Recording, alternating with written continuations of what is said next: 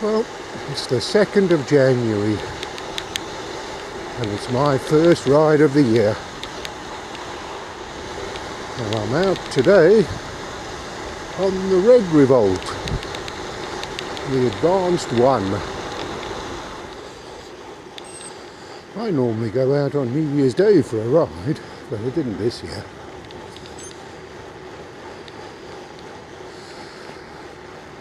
Because when I got up, it was 55-mile-an-hour wind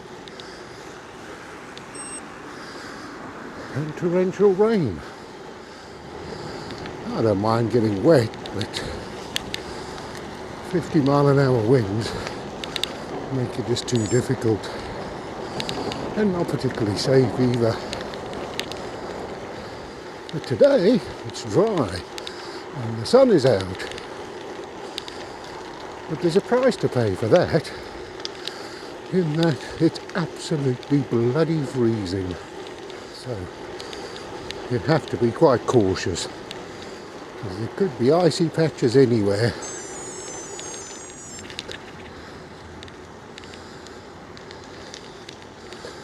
So, like here, I'm riding on ice. They don't grit this little bit of road. And the other problem as well is the low winter sun always seems to be in your eyes, whichever direction you're going. Looks to me like the roads haven't been treated at all. The only reason there's no ice on the dual carriageway is because of the number of cars that have been driving up and down it. So as this is my first ride of 2025, I thought I'd tell you about my year in cycling in 2024. Oh look, there's some grit on the road here. Seems to be a bit hit and miss though, really, doesn't it? Anyway, in 2024 I managed to cycle 4,430 miles, which was a big increase from 2023. That's my third year of cycling since coming back to it after a 30-year break.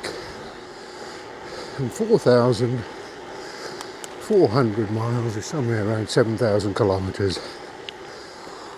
But the big achievement for me this year was going uphill. Something I've struggled with since I came back to cycling.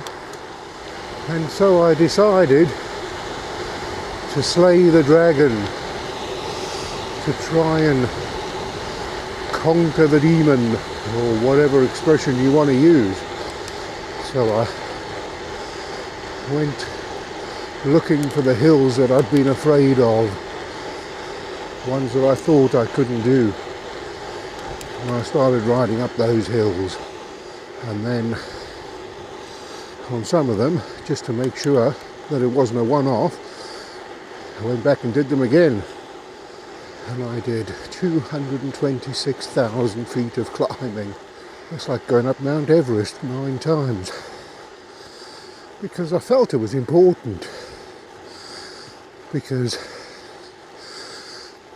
there's so many routes that you could ride, and I look at them and go, it's a nice route, but there's that one steep hill and I can't do it. And then there was a road that was closed. And I was coming to the end of a 20-mile ride, and the road I normally use was closed off, and in front of me was one of the hills that I thought I couldn't ride up. And if you're expecting me to say, but I did, you'd be wrong.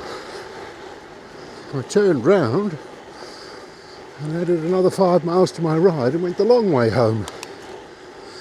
But it was that point I thought, well, this is silly really. You've got to stop being afraid of hills, and you've got to go and attack them. And the other thing to overcome is fear of failure. If you set out to go up a hill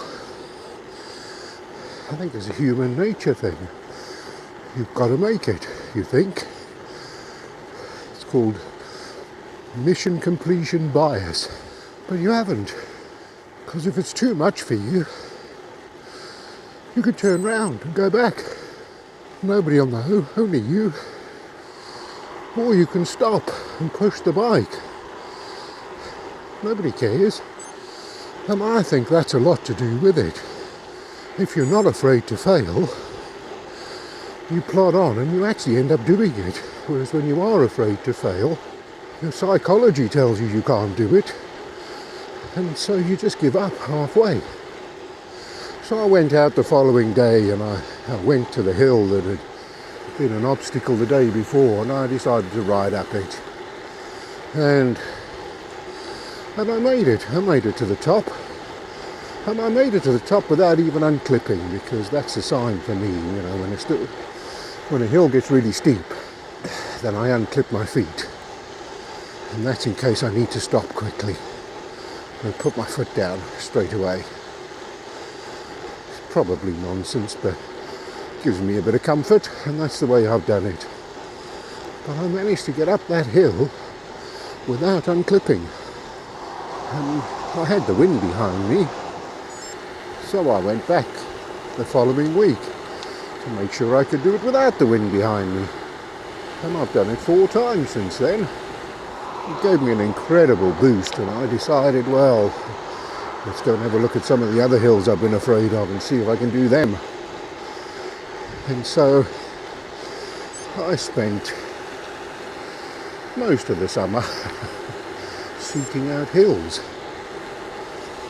and going up them. On one of them, even though the average gradient didn't look that steep, I got to about a 16% section of the rise, and well, that was too much for me.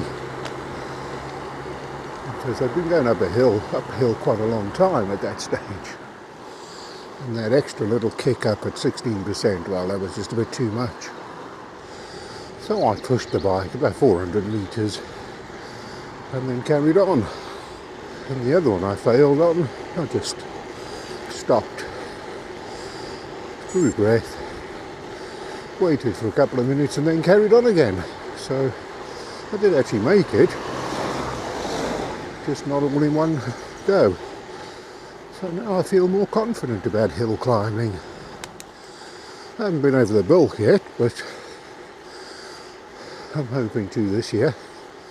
But mainly because it's a long old way and it's a big climb, and I just feel like I'd like to have somebody to ride with me on that one,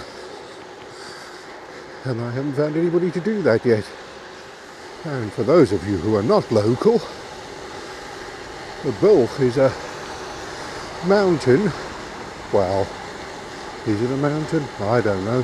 I don't know what the requirements are to be called a mountain, but anyway, it's where the Garou Valley and the Rhondda Valley, well, end, I suppose, and that's the mountain that you have to go over to link the two valleys. Or if you want to go the other way, you can get up the Bulk, turn left instead of right, and you can go down into the Avon Valley, when it involves climbing about 4,000 feet, I think, which I know a lot of people do with ease, but I've never done that sort of climbing in a single ride before. And another big win for me was being able to watch the Tour de France. It wasn't an achievement, but it was a win nonetheless, because I was able to watch stage by stage, not just the highlight show in the evening. So that was my year in cycling. How did your year go? Or do you even care? Do you just ride for the sake of the ride and don't set targets and worry about achievements? Oh, there's nothing wrong with that. Cycling should be fun.